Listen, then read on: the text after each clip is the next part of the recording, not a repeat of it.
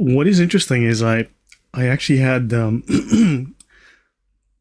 I fed some of my stuff through an AI and had it sort of analyze the content that I produce, and it basically told me that the work that I produce tends to fall somewhere between obviously theology, philosophy, history, and science. And these are the four topics that I tend to cover. There may be one more that's related, but that my work is controversial. It's not very inclusive. I tend to have very firm ideas on one side of the spectrum, let's say. For instance, I don't do woke. And it said so basically I kind of reject certain views very, very distinctly. And controversial. The term for that is passion. So there is a certain Protestant disrespect and dismissal of early church leaders and tradition. And this is directly derived, welcome Thunderous, this is directly derived from Martin Luther. Martin Luther dismissed the writings of the early church fathers. He expected his followers to ignore any and all of the church fathers and accepting only Martin Luther's personal interpretation. Now, in his preface to the letter of St. Paul to the Romans, Martin Luther writes, and this is verified, this quote I have, this is in his works, "Unless you understand these words in this way, you will never understand either this letter of St. Paul or any book of the Scriptures. Be on guard against any teacher who uses these words differently, no matter who he be, whether St. Jerome, St. Augustine, Ambrose, Origen, or anyone else as great or greater than they." Now let us turn to the letter of St. Paul. In other words, every single theologian in the church before me is an idiot. Ignore them, reject them, do not listen to them. They are wrong. Only listen to Martin Luther.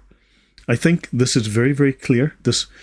His words here are very clear. Be on guard against anyone, including St. Augustine, Irenaeus, you name it. Am I reading this wrong?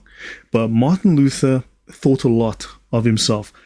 That's divine revelation. Yeah, listen to me and me alone. Yeshua the King, thank you very much. Sorry, that's not Christian. He's an a-hole. Hopefully that's slightly more so.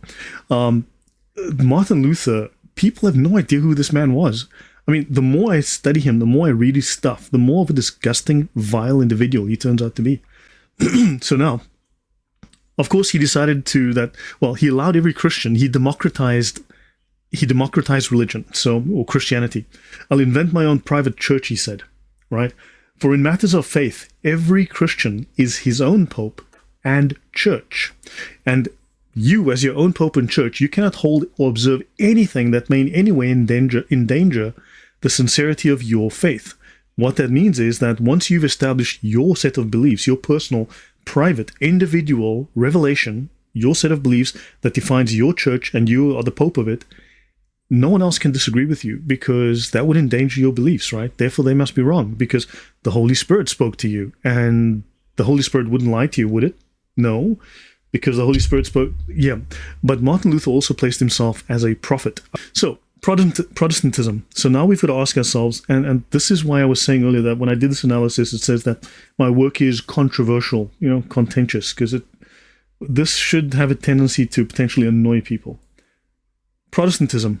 When you've got thousands, literally thousands of denominations that disagree on fundamental issues, that contradict on fundamental issues, they cannot all be correct. 1 + 1 has one answer. Doesn't have 5,000 different answers that we can all just agree on. No, there's one answer, and you either have the right answer or you are wrong. On some issues, there's not a range. No, there's one correct answer. Everything else is false. Everything else is an error, potentially even a heresy. So understand, Protestantism has this problem. This is the next stage of their attempt to do whatever it is they want to do. What are we going to do tonight, Pinky? Try to take over the world, right? So, yeah, well, pardon me. Oops. So basically, they're pushing the whole Jesus is a Palestinian, which is complete garbage, but fine. This is how this is, right? They have to destroy Christianity.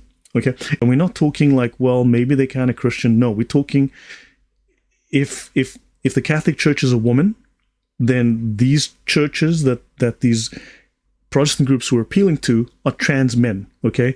Beards, mustaches with a wig on and a handbag and lipstick saying, I'm a woman too, right? So basically, every single Protestant group was appealing directly to outright, blatant anti-Christian heresy to prove their lineage to the apostles, to prove their lineage to the first century.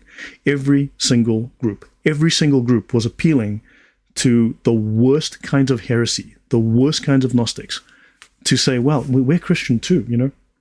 Yeah, which is nonsense. Now, of course, women should not receive the Eucharist. I think we can all agree. I think we all agree, right, guys? Just drop a 1 in the comments, in the chat. If you agree, women should not receive the Eucharist. Why? Because where in the Bible does it say that women should receive the Eucharist? Okay, where does it say in the Bible that women should receive? So therefore, women should not get the Eucharist at all. I don't know, this is wrong. This is anti-Christian, it's anti-biblical that women are getting the Eucharist. And I think this needs to stop because it's not in the Bible. It's not in the Bible, right? Jesus only had men present at the Last Supper. Bible alone, baby. So during the time of the Eucharist, what happens is in church, the women should go outside. We need to send the women out. Sorry, it's Eucharist time. Just go stand out in the rain for a little bit if you don't mind. Does this make sense, guys? I mean, it's not in the Bible, right? Okay, so that's called hypocrisy. Understand? So, wasn't Goliath a Philistine? Yeah, he was a Philistine. Goliath was a Philistine, correct. So I'm traditional Catholic and Brazilian, and I'm loving following your channel. You're very cultured, intelligent, doing great work. Thank you, Deus Benedict TB. I have no idea what that means, but thank you very much. That is a Luther quote. That is verbatim Luther. I didn't make that up. That's in his books. So understand, this is a serious problem. Luther saying, no matter what the apostles say, bye-bye, goodbye, I don't care, Paul, shut up, Paul, go back and sit in the corner. Martin Luther's here now. Do you understand?